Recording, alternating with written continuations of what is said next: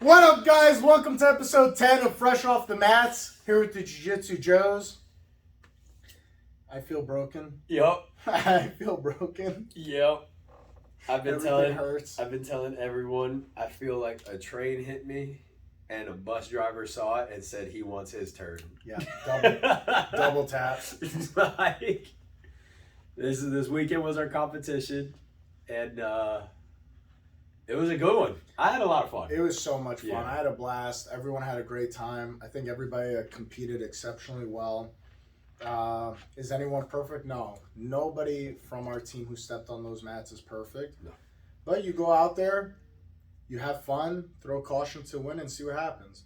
I mean, I felt great. That's what I was happy about. I think it's been 6 months since my last comp, and I felt great. I think that was like a thing I really wanted to make sure is no matter what, I wanted to make sure I didn't get manhandled. That was like a big thing for me. It's because like fighting all you gorillas in day class and just showing up here consistently all the time, I was like, I did not want, and I kept saying it to people, as long as I don't get steamrolled, I'm going to be happy. Because if I showed up and they just like plowed through me like it was nothing, I would have been mad. But I put up a fight against some big boys. I'm definitely dropping weight classes.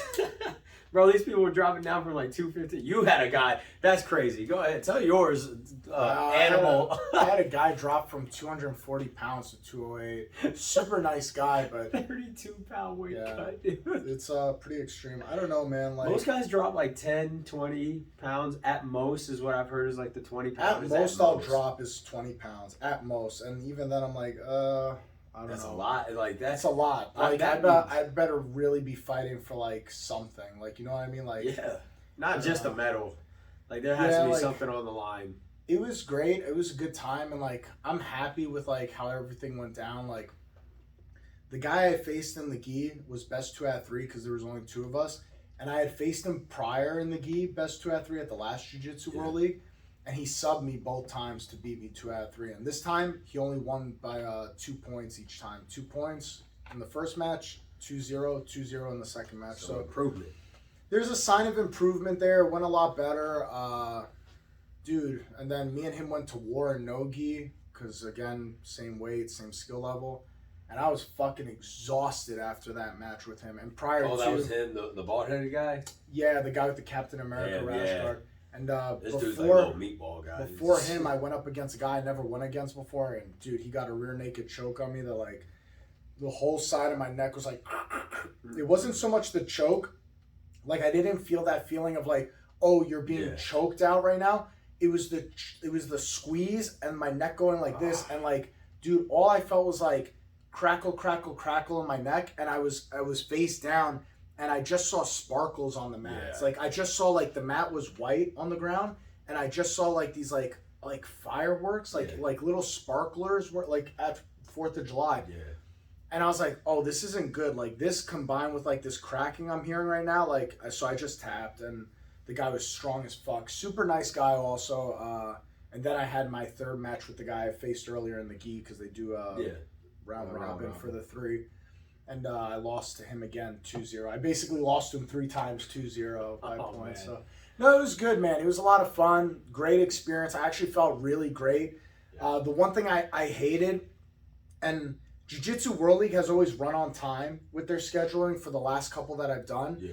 That's why I praise them a lot, that they do run on time. This time, though, they did run late. Like, I was scheduled to go in the gi at 4. Yeah, you went on like an hour 5:30. 5:30, we stepped an hour and a half later. So, like, you get amped up. You're like, okay, I'm ready to go. I'm ready to go. And then it's like, nope, not yet. Nope, not yet. Nope, not yet. So, like, you stand around. A half hour goes by. An hour goes by. You get cold. You start warming up again. And then for no-gi, I was supposed to go on at 7, and we didn't go. Like, my match didn't go on till like. It was like 7:30. It was like 7:30, almost 8, because Matt was going on around the same time. Yeah, it was like 8 o'clock. Yeah. It was like 8 o'clock. So like an hour for that one too. And after a long day of like coaching kids in the morning and coaching everybody. That's the thing too. Is like there's a whole process behind that whole thing. Like, dude, I was shot. By the end of the day, dude, I was shot between coaching early in the morning, 9 a.m., coaching in the evening. Dude, I was tired. It just would have helped if things ran on time. And I don't blame them because I think because they were supposed to have this competition in October and it didn't happen until November. Who was it? AGF or Naga? Naga was competing at the same time. Same stadium, but like same arena. not arena. We were in the big arena. They were in the little stadium, like the little arena. Okay. It's the same complex. Yeah. So they double booked it and stuff because Jiu-Jitsu World League was supposed to happen in October, so it got pushed after Hurricane Ian. And man, it was crazy, man. It was a good time. I think everybody did exceptionally well. We had a lot of guys take gold, a lot of guys take silver and stuff like that. Bronze. Which is awesome. Especially we had first-time competitors, and that was the cool thing. Is I like it seeing the first-time competitors, because it's something I said a few podcasts ago where we were talking about like that first-time jitters. Like I don't care. Like Ken and I, we were talking about, because Ken also served in the military. We were talking about it like, even though we've done things where you've been stressed out before, it's different when you have to step on those mats and it's this random stranger. You shake hands and like they're like, go kill each other. Yeah. And it's always different, because even when we fight in the military, we fight each other, it's your own guys. It's usually set up in your platoon or your squad, like it's your own people, so it's different as a stranger. It's so tough to mimic this feeling. Yeah. It's super tough to mimic like this competition feeling, because I don't care how hard you train in the gym that you go to, it's your guys. Yeah. Like you're all friends, you're all homies. Like when I train with my friends, I don't want to break their arm. I don't want to choke them unconscious. I don't want to do any of these things. But at a competition, I don't give a fuck. I'm looking to like choke this guy unconscious. I'm looking to like break this guy's arm. And as I hear, we worry about like a deep crossface at like, even it doesn't matter. There was one guy, I heard his coach, and they noticed I didn't have my mouth guard in. Yeah. I kept my chin tucked in.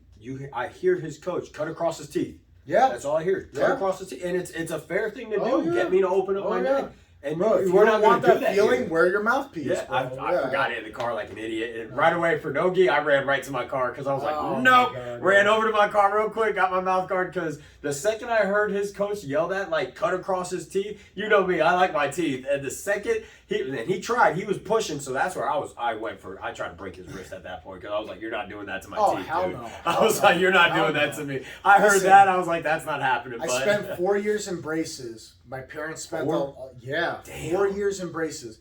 Parents spend a lot of money to put braces on kids. Take care of these things, bro. They made me promise one thing. They made me promise one thing when I started to get into martial arts. Please wear a mouthpiece, because we spent a lot of money, a lot of time, a lot of weekends going to the dentist, a lot of hours, and bro, that's the one thing. It's a monthly visit. That's the thing. That means 4 years monthly visits. It was 2.5 for me. 2.5 years monthly visits, constantly going in there, and it was only 2.5 because it was a funny thing about braces. You know the brackets, right? So I was coming up on the end of wearing my braces. It was like last month or two. I broke a bracket, thought nothing of it. First bracket I broke in 2 years. Never once broke one. Broke it. I was like, oh, it doesn't matter. It's whatever. I'll get them off next month.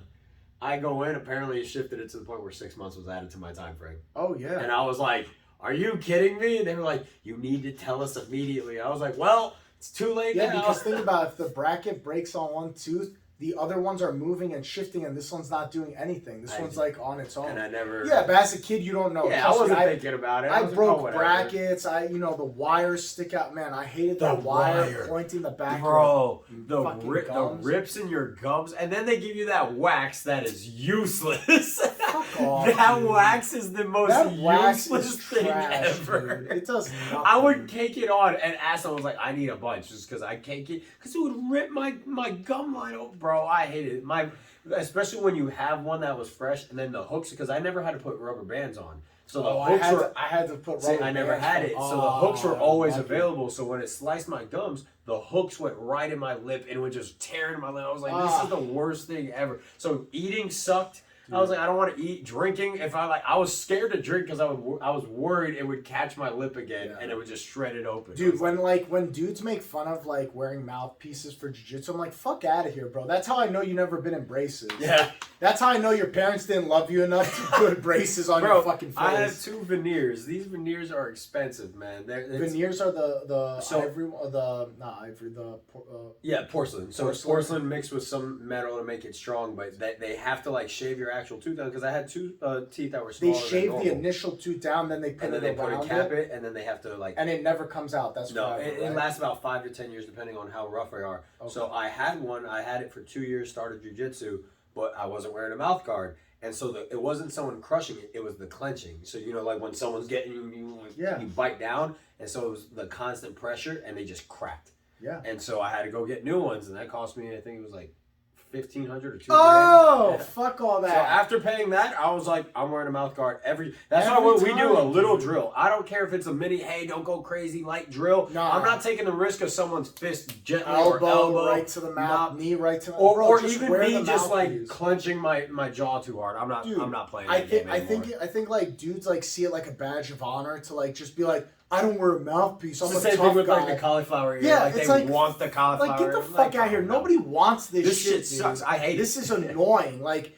the only reason I just let it get this bad is because I wasn't gonna sit there and fucking drain it every and then you couple also of days. have to take off. You have to take off because to let it like solidify and harden. Fuck that. I was like, whatever. I'm not a model. I'm ugly. It's not a big deal. I don't care. But when it comes to teeth, dude, I'm not missing a teeth. I'm not walking around missing a fucking tooth. I'm sorry. Like, there's that time when they cracked and I had my one tooth that was just sitting there. I was like, this is horrible. I'm like, I don't like this. This is not. Dude, it's not a look for me. So many dudes are like, oh yeah, I'm missing a tooth. No big deal when I smile. I'm like, get the fuck out of here, bro. Like your confidence a lot higher than me. Because if I walked around like that, I want Think about you trying to go to your business for dogs and like, hi, I'm Joseph, and they're like, oh my god, this guy's missing teeth. What the hell's wrong with him? This guy probably does drugs or some shit. No, I'm okay. They don't know that like you're into martial arts and missing. And even if you say it, they're gonna sit there and be like, well, why are you doing this? People will always question it. It will always be a thing moving forward. Like people will always want to say something like, like what happened there, buddy? Why didn't you it's that little stop? Yeah, and there's also that like, how come you're not like taking care? And then people will be like, oh, money, and then it's just like this whole downhill slope. Instead, wear a mouth guard. They cost like $10. Yeah. Boil it in some water. Boom, got a good mouth guard. You don't gotta worry about that shit ever again. I'm golden. I like my mouth guards. It costs nothing to just pop it in and pop it out. It costs nothing. So why? But that's where I'm a tough guy. I don't wear a mouthpiece. Yeah. Wow, good for you. Awesome. And it goes back to the people in comp though. It's like that's the thing. These guys don't care. And that's the big difference. And I love telling all the new guys that come in. Accidents too, like butting heads. And now you're missing teeth. The back of my head. The guy accidentally came down because I went for a sweep. He slipped.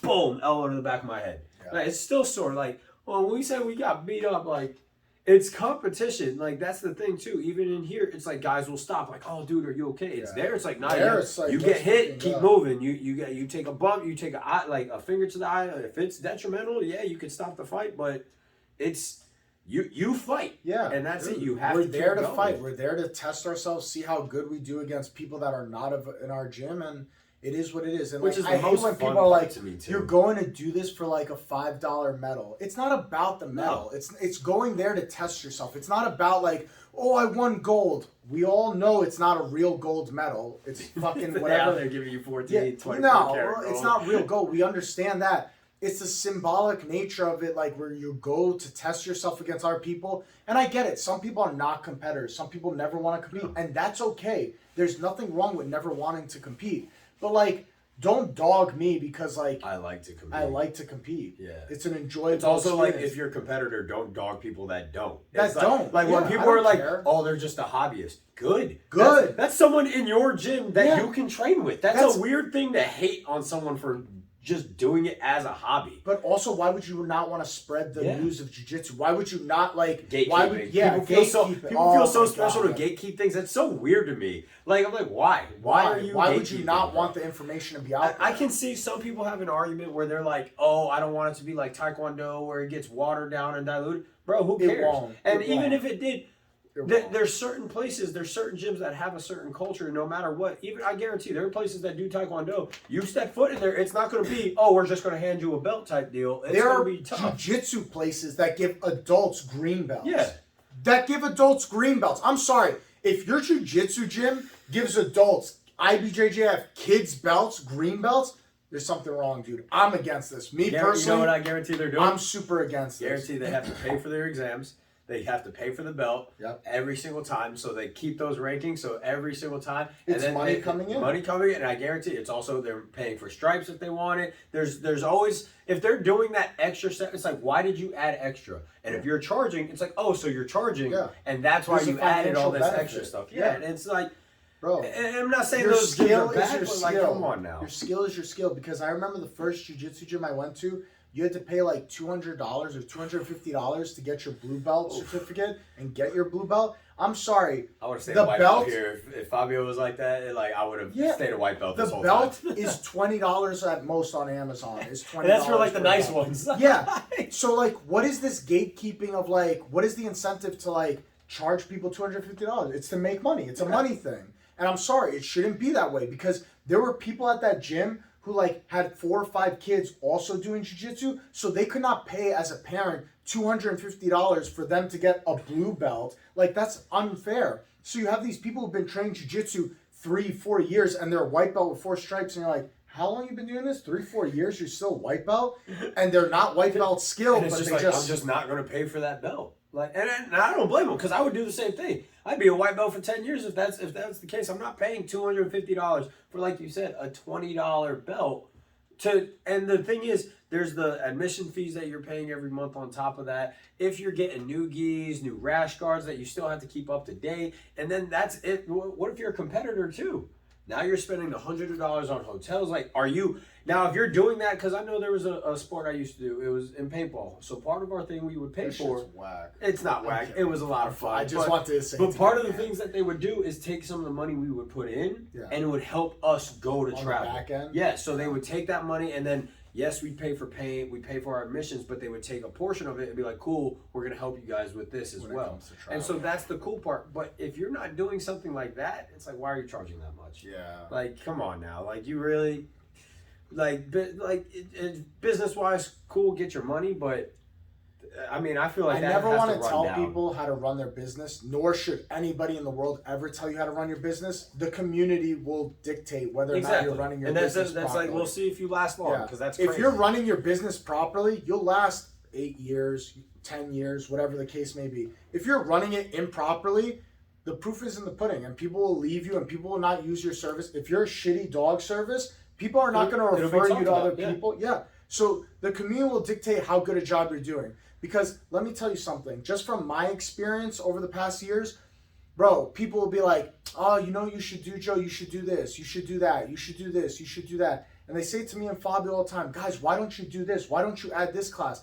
And let me tell you something, everybody likes to throw out recommendations. And yes, some of them are good. Some of them are great recommendations. But sometimes a lot of them, they have good intentions for what they're recommending, but on the back end, it doesn't end up panning out. Huh? Recommending. Sorry, what did I say? Recommending. That's what you said. It's recommending. Oh, whatever. Dude, I'm tired. We just got done training. It was a long weekend. Whatever. Fuck you, bitches. But like, they'll recommend something to us, and I'm like, oh, that's a good idea. And then I'll think about it more, and I'm like, oh, it's not a great idea. Like, we had people that were like, why don't you have a 4:30 kids class? Like, add extra. And you think in your head, you're like, okay, it's not a bad idea, splits up the kids. But then the more you think about it, you're like, wait a minute, if kids are getting out of school around, what, 2 o'clock, 3 o'clock, by the time they get home, that's something the high to schoolers. eat. You got to think about the middle schoolers, like the kids you have, they're getting out at 4. Yeah. Like, so we're going to implement this 4:30 class. And for what, 1, 2, 3 kids to show up to it? At most. So then now we've committed to this extra class. And what happens if down the long run, those 3 kids that do make that class, they stop. And now we've already implemented this class. You know, they get older, they go to high school, then now they start earlier. And bro, you got to find the balance. It's a balance of like, okay, we do these things for our members or we don't do these things for our members.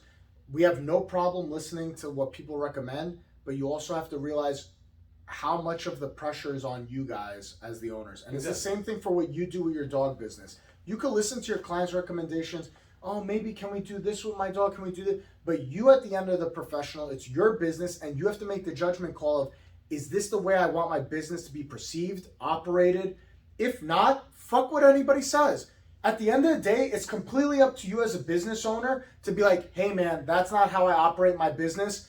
If you could adjust to how I operate my business, great, you could stay. If not, get the fuck out. Sorry. There's other options. I'm sorry, there's other options. Go find a new place. Go find another dog trainer. Go find another jiu-jitsu. And that's what I think. That's what it boils down to. Definitely something that is a learning curve I know I'm still learning. It was a learning curve for me. Even like exactly like I'm still trying to figure out all the little ridges. Like, I'm fresh into owning a business, so like 8 years in, still figuring it out. Or 10 years in. How long? So Cape Coral opened its doors like 9 years ago, and then I bought out the previous partner. I want to say it was 4 or 5 years ago, but yeah, I would say like 5 years. So about 5 years. 5 years. Yeah. So and I'm not even in a year yet. February will be a year mark for me owning my own business, and that's where learning these little things, and then it's something where I've heard a lot. To like I hear CEOs talk, I read their books and all that, and they say something all the time. It's like the power of no, and I never understood that until where I got into a position where it was like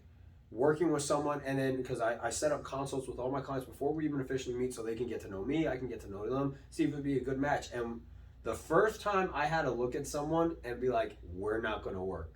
Like your schedule, the way you want things, and what you're wanting, it's not for me. I don't do it that way, so we're not going to work together. And then the whole bargaining that tried to happen afterwards, and then the part of me that felt so guilty was like, oh, maybe I should just take them. But I put my foot down. I was like, no, because there was one client I took a client on, and then the whole time, because part of me was like, I just didn't want to be a part of it anymore. And so it was like, I took their money though, so I have to give them my all, and I would, but there's that little part where it's like, if you're not giving your all, it's like, why are you doing it? So this is gonna sound like weird, but like in the beginning, you're so hungry for like the business. So like you start your business, and in the first year, it's like, oh wow, I got this client. Oh wow, I got this client. Yeah, sure, whatever you need. Oh, you need me to bring dog treats. Oh, you need me to bring this. And that's what I was doing. I was supplying my own stuff for them. You go above and beyond because you're so green. You're so new to like the experience of like owning your own business that like you're willing to bend over backwards every way, shape, or form to appease everybody else. The problem is you realize at some point burnout happens, and you have to realize at some point I cannot have, as an example, 100 clients, and I bend over backwards for this one, and this one I bend over backwards the other way, and now I get stretched this way. No. At some point, I think it's normal, and in the beginning, maybe it's okay in the beginning with the first, like, 5, where it's like, okay, like... That's about what it was, too, my first 5 clients. But then at some point, you have to cut it off and be like, no, this is how Joseph runs this business. I run it XYZ. This is how it goes. Do I have room for wiggle room? Okay, I do have a little room for wiggle room. I'm willing to like stick to my virtues, but I'm willing to bend a little this way. Like I have a foundation. And that's it. You have a foundation. It's like, okay, maybe I can stack here. All right, well, that's not working. Exactly. And I'm still in my first year. You gotta have your learning curve. Concrete foundation. You cannot be like Jello and just move with how everybody else does. It's not going to work that way, because what's going to happen is you're going to be like, oh, I forgot to bring dogs treats for this one, but this client makes me buy vegan dog treats, whatever the case may be, for this one, and this one has a dairy thing, and next thing you know, you're like scrambling, and that's how mistakes get made, because you're juggling all these balls in the air, and then they all collapse. And that was actually what was happening, is I started forgetting little things, because I was like, oh, I mixed it up with this client, I mixed it up with here, and it was like little things like that, and I was like, all right, I can't do this. So then I started in my consults. That's where I implemented it. I would tell them, this is what you need, this is what you have to buy, this is all the costs that come with it, this is how much I charge for my services, but then this is all the extra stuff that you're going to be using even after I leave. So it built up this one, it was a conversation you and I actually had where like you have to put the responsibility on the client. Yes. At some point, the client also has to own it. And I knew this from the personal training world, because there are certain clients, like I train them, I give them nutrition advice and all that, but if I only train you 3 hours out of the whole week, you can't tell me, oh, you're doing bad as my trainer, when every single day you're out there, oh, I'm going to overeat, I'm not going to track my food. Fucking off. Oh, yeah, I'm not hitting the gym, I'm not going at an intensity. It's like, no. And there was conversations I had to have with personal training clients, and I just never adapted that to business training. To be in business. And then finally, when we had that conversation, I was like, oh, they have to have some sort of self-control and self-responsibility, because if not, like you said, it will come crashing down on me. And that's what was happening. I was like so stressed. I was like, how am I supposed to run this if I'm trying to do everything for everyone? And that's what I did. I was so excited. I was like, I'm in this. I actually have people wanting to do this with me. Like, people are trusting me, and that's a great feeling. And it comes from good intentions. Yes. That beginning part of bending over backwards and wanting to like appease everybody, it comes from a good place that you want to do this. Yes. You want your clients to be happy. You want them to give you a 5-star I want to give them the world. Yeah, everything. But at some point, you got to realize this sacrifices you in the end. And Yeah. it cannot be that way. I'm sorry. When it comes to business, maybe in the beginning, like I said, like you want to do everything for everybody and like help them out. But at some point, it cannot be that way. Because once you have 20 clients, 30 clients, 50 clients, how can you pull yourself in all these directions and be so customized Every to single everybody? one of them gave a recommendation. However, like you can't. That's also the thing. You can't make everyone happy, no matter what. And that's I think where. Bro, you've seen it here for us. Can we make everybody happy? No, it's impossible to make everyone happy. At some point, it's like, man, thanks for knowing you.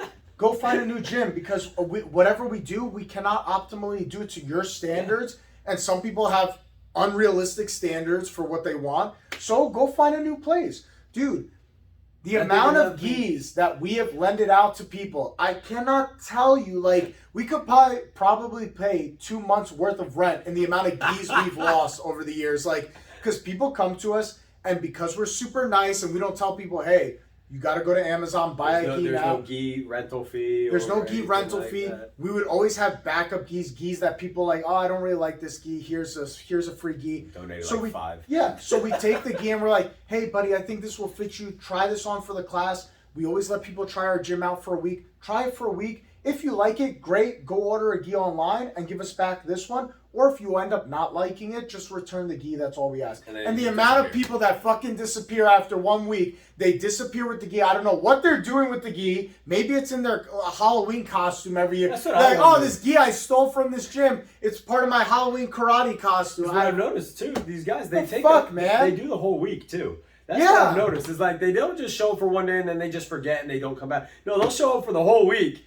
And then they never come back. The second Monday comes and I'm like, hey, so did you think about it during your free week? Do you like it? And they're gone. They're gone before you could even have that conversation. It's like, dude, the amount of times we slowed down classes to break it down a little more for the new guy and all that stuff. It's like when 6 of them show up and we're like, all right, cool. And like everyone else knows, like when you're colored belt, you start realizing like, oh, okay, we're about to go real slow. We're gonna learn the basics again, which it's no problem. It's awesome. No, it's good. It's good to go over. If you're a colored belt that's getting upset that you're going over basics again, dude, you need to review your basics. Like even me as a brown belt, if it's a day where we're just going to go over basic arm bars from guard, you need to sharpen your craft. So you shouldn't really get upset. Because what goes through my head when I see guys that get so upset about the basics is our instructor, what is it, 35 years he's been doing this? Yeah. And then his instructors, 40, 50 years they've been doing this, and they still do the basics. They're not getting upset about it. And I'm like, and then people will get shocked. They see them, they're like, they do it so clean, they do it so perfect. I'm like, yeah,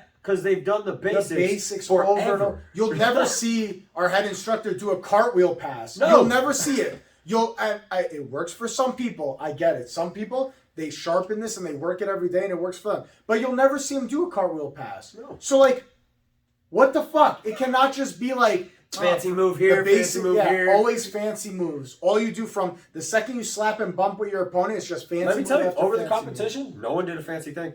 Every single person I watched compete in my competitions, the people I fought, no one did anything fancy. So I had arm bars that got attacked on me. I finished one guy with, that one I was happy about. Guess what I got? The gi choke that I do. The one that Guto showed. Did you really? Where I pass it over, come around, straighten out. I can't wait to see that video. Oh, man. And it's because, you know what's funny? So Travis, he told me right beforehand. So my wife was able to show up right once I started competing. And so she shows up and she watches my first one. I did well, lost my second. And then the third one, he looks at me, he goes, I need you. Because the second one I lost because I was greedy. Also, don't get selfish. When you're winning, be happy you're winning and don't get greedy and try to go for a sub in 30 seconds. I promise. Not worth it. I got selfish. The guy ended up grabbing my arm and got a good tap on me. But the third guy, Travis looks at me because I was up on points on both guys, beat the first guy by points. Second guy was up on points, but I lost. But then he goes, I need you to stop thinking you're going to win by points.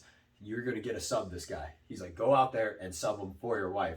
Yo, dude, that's all that went through my head. I was like, I'm getting this dude. And we actually are on Instagram now, but that shit, I was like, all right, I'm sorry. And that's all that was going through my head. It was like, I know where I'm going. I'm going to get on the top. I'm going to pass this guard. I'm getting this lapel out. I knew my game plan right once he said, get that tap. And I was like, okay, I'm going to get it.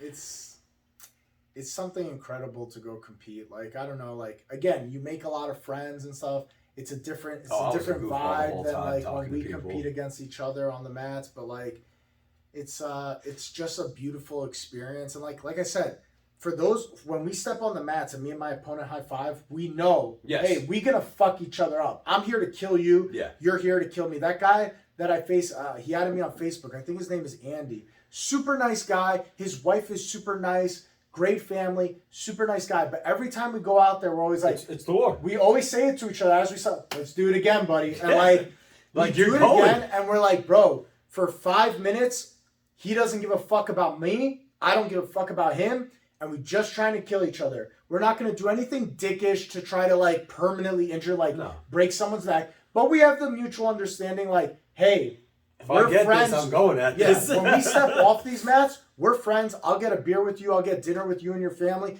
But when we're on these mats, fuck you, fuck me. Let's kill each other. Yeah. Let's go put on a show. And bro, that's what people like. And that's it. That's what people like. Go out there.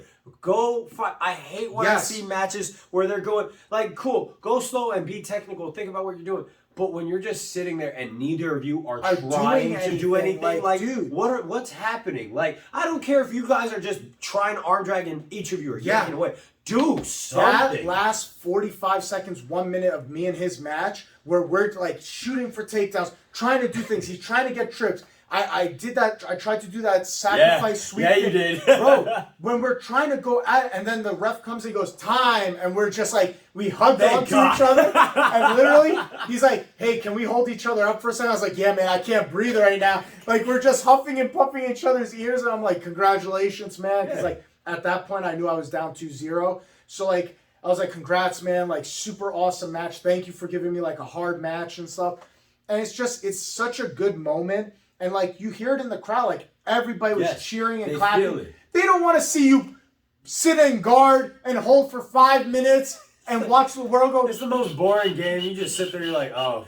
Hey, let me just hold the guy here. Hey, I'm up by 2 points. Okay, 5 minutes goes by. And then, oh, you won. How did you win? Oh, well, I did my best impression of being a solid boulder and hold the person there. And, that's how I won my match. No, fuck that. Go out, like, fighting. Like, you want to go out fighting? Go out fighting, dude. Like, let's just go. I'm happy. This past comp, my last one, that's what happened. This guy just stayed on top and just sat heavy. And that was the most annoying feeling ever. This one I was happy about because the guys were willing to fight. Yeah. Even if, so I pulled guard a few times, but even when I wasn't pulling guard and the guys pulled guard on me, it was still like they pulled guard to do something. Happening. They were pulling guard so they can go do something, not pull guard and they're like, I'm going to hug and sit here. Yeah. It was like, because that's pointless. And like, even my guy, like the cool thing, the first dude that got an armbar, caught it under his armpit. It's a hard armbar. Like, those are the worst armbars because it's stuck. There's nothing. Right once it's there, they sit back. That's so much pressure coming onto the elbow.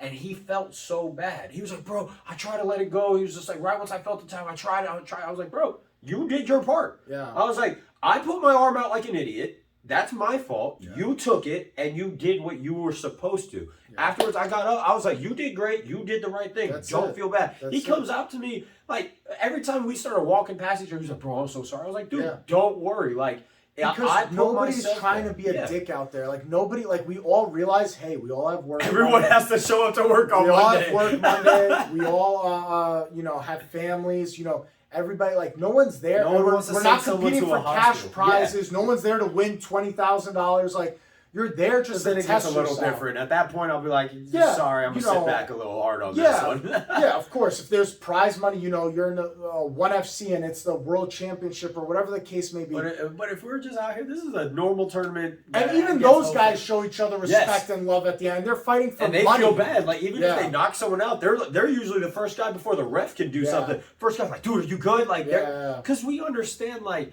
the feeling behind it, but also like knowing like that it's life or death. Exactly. It really like, is. There's a We're big playing risk the game here. of like, can I kill you before you kill me? Exactly. And we bring each other right to the edge of killing each other, and we stop right before. And that's what there was actually a conversation. Jocko, again, I talk about him a lot. Jocko Willink, he was the Navy SEAL, awesome guy. He talked about that, and because people ask me like what I think about here. Like sometimes I do go hard like for a while with training, and people ask me why. I'm like, because at the end of the day, yes, we compete. We do this for a sport, but.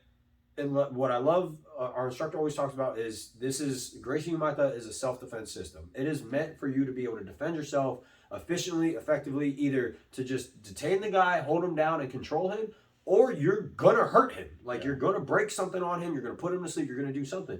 And one of the things Jocko talked about was like, if you tap me in that situation, that means in that situation, you would have broke something or you could have killed me. Yeah. And that's how that works. And it's the same thing. And that's what I think is so great about comp is like we do exactly what you said. Push each other to the point where it's like, I'm going to break something or kill you. Yeah. And you have to tap in order to survive. Yeah. And that feeling is like, it's like nothing else because when it's the best adrenaline. When you approach it to that, when you approach it in that mindset, it's like, oh, people ask me all the time, they're like, how long are you going to compete? I'm like, I hope forever. Yeah. Like, I hope as long as I'm breathing and I go out there, of course, when I'm 50s, 60s, I hope I'm competing against I saw two core belts who were like 80-year-olds. Yeah. And they were going at it. But you get what I'm saying? Like, I hope it's forever because this feeling, like, I've never done drugs. I've like tried pot before. Like, it wasn't for me. But I've never tried, like, things like crazy drugs like heroin or cocaine. But I feel like the way we feel about competition, like that adrenaline rush. That's probably how they feel. That's because it's the drug thing. It's a high, like, on anything I felt before. Like, I've hit PRs in, like, snatching, deadlifting, like, weights and stuff like that. You feel great, but, like, there's no high compared to, like, stepping on those mats, looking across, and you're like, there we go. Happens. So one guy, it was awesome. I saw him. And, like, he was competing against someone else. It was this giant dude. And, honestly, I was like, I don't want to fight this guy. Like, he dropped from 215 to the 195 and underweight class. Like, huge dude, right? And I see him. He's tall as hell. I was like, I literally look at Travis. I was like, I don't want to fight that guy. Like, if I have to, I'm going to. But I don't want to. If I can somehow avoid this fight. I was hoping he lost, like, early. But the second I saw a USMC tat, I was like, okay, now I need to. It's another Marine. I was like, okay, let's go out there. So first thing, he steps off the mat right once he finishes his match. I was like, yo, how long you serve? Right away, started talking. And then right after, we were the next ones to fight. Oh. Literally right after that. So he got his break, a match went on. And then right after that, we'd get our names called. So I look at him, I was like, hey, brother, like, we're doing this. He was like, separate fight, let's get it. Yeah. And we get out there, separate fight each other again. It was like, hey, we're going to put on a show. We're going to scrap. And that was it. And right then and there, it was like, yes, we one, the mutual respect for Jiu-Jitsu. Then it was, now it's two Marines that are going at it. Yeah. And so then at that point, it was like, no, we're going to fight. Yeah. It's like, but it raises it to a level, and that's what I love about it. It was like, there's that level, and it's like, cool, now the fight's really on. And it's so funny how that works. Like, if you don't care about the guy, you're just going to fight at like, oh, whatever. Yeah. But when there becomes like this certain mutual respect, you're gonna push out like you and that guy. Since you've already had past fights, and then now you're back at it. There's that like, nah, let's go to war, dude. Let's see if you can get me this time, if I can get you. Like, and it's that feeling, and it's just fun, dude. It's an awesome feeling, and this is also why I tell everyone, go compete, even if you do it one time, just to see. We had first time competitors that the second they came off the mats, they were like, dude, I can't wait for the next one. They just lost. They just lost the match, and they're coming off the mats like, I can't wait for the next one. And it's like, it's a good feeling. And again, you don't have to be a competitor. I understand that some people just want to do this for fitness. Some people just want to do it for self-defense. There's nothing wrong with that. No. But just go out and try one time, because what if you get bit by this bug and like you get this adrenaline rush and this drug and this feeling that you've never felt before, and you've been missing out on it your whole life because you said, no, I never want to try it even one time. And you know what I also think it is? One, adds another level to your training. But then two, when you have that, you are now competing. So then you start thinking differently. Like, when it comes to your overall life, oh, do I need to stay out late? Yeah. Should I be eating these foods? Should I be doing this? You'll start questioning things that might negatively impact you because you're going to be like, oh no, I have comp in like 3 months. Yeah. I don't want to ruin my progress. No. I want to be prepared. I want to feel good and go out there and give my all. So I give some of that extra drive. Exactly. I want to know that I went out there and there was nothing I could have done in the last 3 months that would have changed the outcome. And that's what I was happy going out Saturday. I slept like a baby. Yep. Dude, I wasn't like stressed. I didn't go home like, damn it, like I should have prepped this way. I should have prepped this. If I did that, bro. I went out, I did the damn thing. I felt amazing. Yeah. I put up a hell of a fight. And again, these dudes were all bigger. I put up weight to stay in the weight bracket. Yeah. And for doing that, like, all of them, they were like, dude, like, you're strong as hell. Like, good shit. Like, you put up a fight. One guy, he tried to fight on my back for 3.5 minutes. Everything. I'm threatening him. Yeah. He abandoned the back because of how much I was threatening him. He was like, that's a good guard. And he was like, yo, you made me work, and I had to leave it just to get it. And that's like, right there is where I know, like, okay, I'm giving my all. And that feeling is where, like, everyone should try to look for. And I'm not saying in a competition way, but like, in life, find something that forces you to, I need to stay on the right track in order to be, like, optimal and not question yourself. And that's the thing. To be able to walk off and be like, I gave it my all, I did everything to prep for it, to know that, that's also going to help get rid of a lot of anxiety for a lot of people too. Of course. That's where I think people kind of struggle with is like, because are you giving your all? If you know you're giving your all, what are you anxious for? You know deep down inside, like, you know inside that you did not put in enough. Those are the nights that haunt you the most. Is like when you're staying up in the middle of the night, like, dude, the fact that you went home, played video games, crashed like a baby or whatever, the fact that I went home, crashed like a baby, that tells me, bro, you did what you could. There was nothing else you could do. When you're in the car driving back from the company, like, fuck, I should have done it, and I should have done, and this and that time I had cake when I shouldn't have, or I shouldn't have went out drinking with my friends. That's what's gonna fuck you up. And you know what? I'm sorry. Not a lot of people are mentally tough to deal with this kind of stuff. No. There's a lot of people out there that, like, they succumb to their vices. They can't, I want to go out drinking with my friends. They can't say no. Again, power of no. The power of no. Like, bro, it doesn't just affect business. It affects your life. It affects your life. You've got to be able to take the reins in and say, I don't give a fuck. For the next 3 months, I'm going to bust my ass. Matt sent us a message about a comp on December 10th. Immediately. His first comp. The day after, he's like, bro, there's another comp I signed up for already. In Bradenton, December 10th. And guess what? I don't think I have anything going on that day. So guess what? I need to check my calendar. I think I'm going to be doing it as well. Because I figure, fuck it. Before the year's up, let's get one more in. See what happens. We got our annual barbecue coming up. The next week after, we're going to be able to go out and have a good time. Next week's the annual gym barbecue, the annual big promotion. I'm so excited. Then the New Year comes and, bro, we make the calendar for next year. Dude, then we have one in February. So you know what? When he sent me that message, I was like, he's right. Let's do this one on December 10th. Let's just go, man. Let's roll the dice. See what happens. The thing is, go have fun, because that was the best. Just hanging out with everybody. Yes. It was amazing. And like that's what I was telling my wife about it. It was like the fact that we had a good team come out, like a lot of competitors, and then we also had people come out and spectate. Like one of the guys, he hasn't competed yet. He's already planning on signing up for the next one. Yeah. Only spectating, and he fell in love with he fell in love with the experience. Yeah, he was like, this is amazing. And he's like, and right once seeing people, he understood, like, oh, the gym training is different than when you step out here. Oh, yeah. And Ken, one of the guys, he got gold and I believe silver. Gold and bronze. But he impressed me so much, man. But he went out and he said his first fight, and I was warning him. I was like, "Yo, that adrenaline dump is weird. It's different." And he even said, he was like, "Yeah, you were right. Like, his first fight, he only lost it. And I'm pretty sure he only lost because of that adrenaline dump. He was like, oh, like that shock. He went blank. He said he couldn't hear his coach. Like, it was just that mindset of like, oh, I'm not in this. Yeah. But then after that, he literally steamrolled through gi and no gi after his one loss. Yeah. And the only reason why he got third is because the way it has to function, because he lost one and has to only fight for third. Yeah, so he only can fight for third at that point. Yeah. So that's the only reason why he got third. Because after that one loss, he won every single fight. Yeah. But, and bro, I didn't know this. 16-0, 18-0, 14. When we say he like put it on these people after his first loss, he made those people suffer. He really did. He put on a fantastic showing, and like, man, it's just things when I see that, I'm like, that's how I know what we're doing here is right. Yes. That's how I know, like, that reinforces to me, I'm like, what we're doing here is important.